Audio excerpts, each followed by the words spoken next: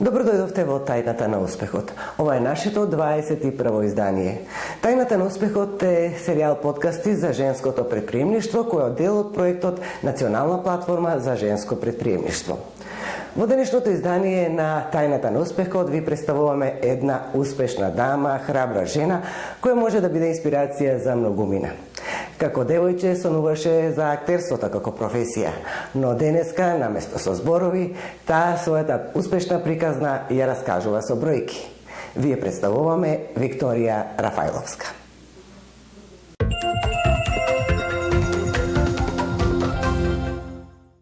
Господја Рафајловска, вашата фирма неодамна прослави 10 години од своето постоење. Станува збор за компанија за сметководствени и консалтинг услуги.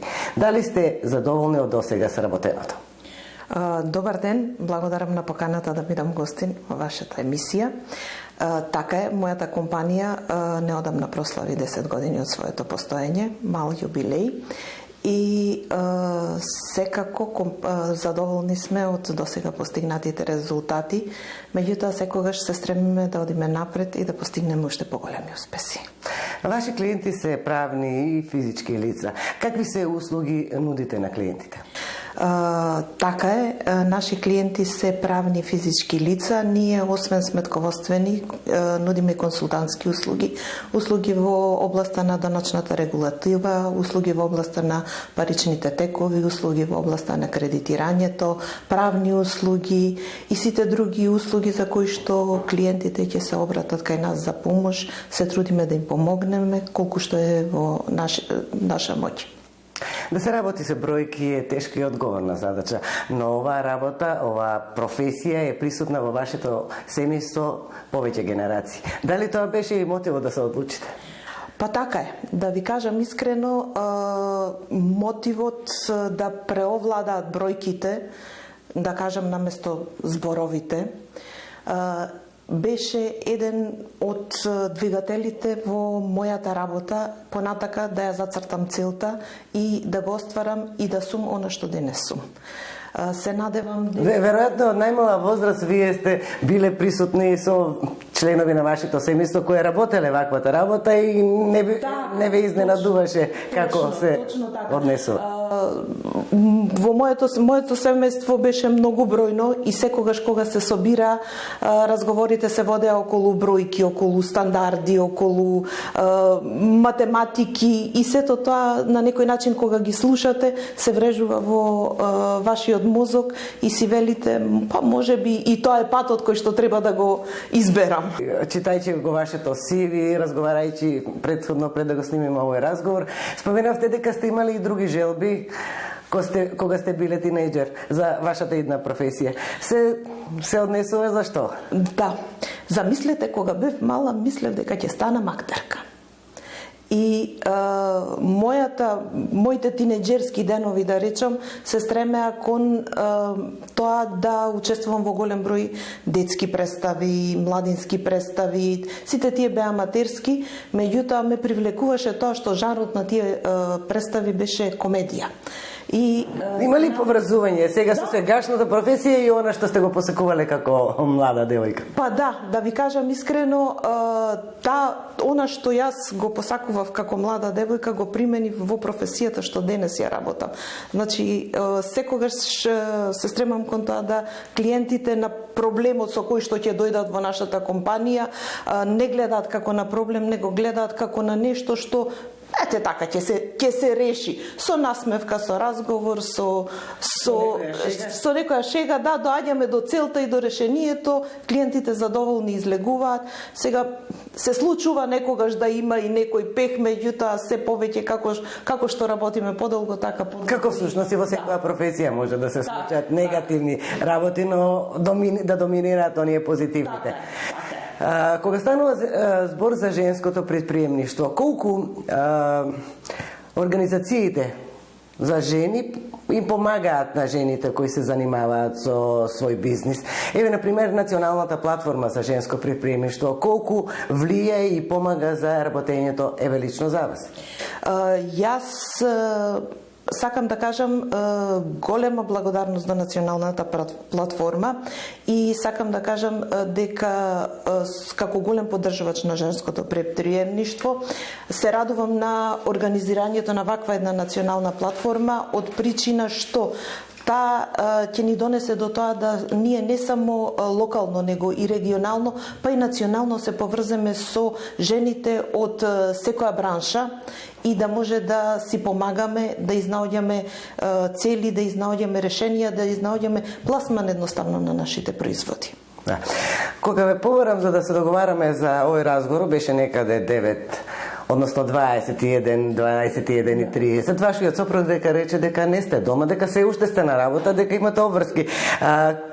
Како успевате како жена да се снајдете со сите овие обврски, колку е тој данок што треба да го плати една жена за да биде успешна во својата професија? Ние жените секогаш го плаќаме најскапиот данок, така. Дома домаќинки, за децата родители, мајки, поготово ако децата се тинејџери, веќе мораш да ги пратиш во чекор, да ги удоволиш сите нивни барања. За клиентите мораш да бидеш професионална бизнес жена, да одговориш на сите исто така нивни барања, така да тука некаде во сите тие работи мојот приватен живот се губи, меѓутоа како проаѓа времето се повеќе се трудам да најдам време за себе. Да. Барем малку. Секогаш кога во секоја една професија, па и сигурно и во вашата, доаѓаат моменти кога човек мисли дека се наоѓа во некоја безизлезна ситуација. Што е она што ве подкрива и што ви дава поддршка за да истраете во таквите моменти? Семејството. Тие ми се најголеми поддржувачи досега за сето оно што го имам направено, за сите мои минати идеи и за сите мои наредни бизнис идеи кои што се надевам дека ќе ги остварам. Ме поддржуваат, одат во чекор со мене и се надевам дека ќе остане така и понатака. На која возраст се вашите потомци, вашите деца? Дали ја следат вашата љубов кон бројките и сметководствените работи? Не. За жал, моите деца сега за сега не, меѓутоа да се надеваме дека некој од нив ќе се преобрази. Значи тие се тинеџери на 25 години и 23 години. Меѓутоа имаат свој некои бизнис идеи, да се надеваме дека ќе го прифатат она што јас досега сум го работела. Претходно рековте дека покрај сите обврски, покрај сите задолженија, наоѓате време за себе. Како се опуштате, како наоѓате начин да избегате барем на кратко од реалноста и од обврските? Кога имам слободно време, најчесто сакам да заминам некаде на прошетка. Или пак во некој случај да се собереме со пријатели, да си размениме некои шеги, да си размениме некои идеи, да евоцираме спомени, едноставно да се отргнеме малку од она секојдневие, од оние бизнис размислувања со кои што секојдневно сме оптеретени, да, и се соочуваме. Поминаа многу години од кога работите оваа професија, оваа работа. Кога ќе погледнете назад, што би сакале да смените? Што би порачале на помладата Викторија кога почнуваше со овој бизнес за побрзо да напредува? Па да, во суштина би превзела некои похрабри чекори, кога би имале и тогаш, да речеме, како асоциацијата на бизнес жени, кои што денес застанува храбро позади секоја жена која што има за цел да ги оствари своите бизнес идеи.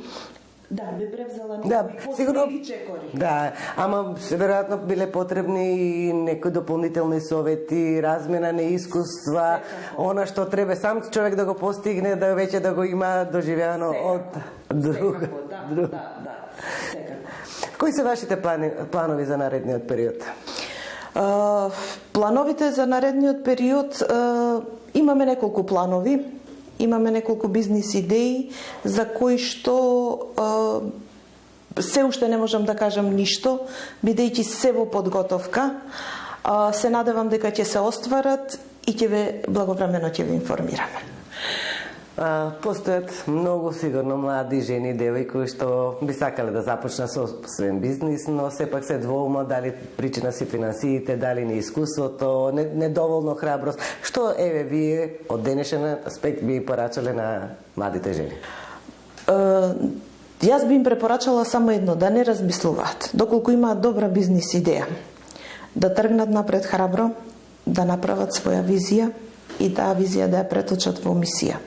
Да финансиски средства секогаш има, ако се сака да се работи и ако се сака да се оствари идејата, односно ако се сака да се постигне целта.